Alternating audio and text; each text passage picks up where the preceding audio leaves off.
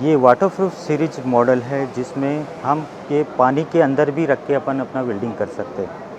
जिसमें रस्ट, पानी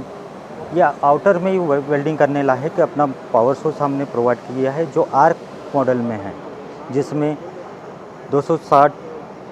300, 350,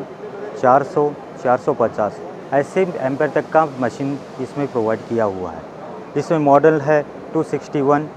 ES 301, ES 351, ES 401, ES 451 ऐसे मॉडल वर्गो प्लस के द्वारा आपकी सेवा में है।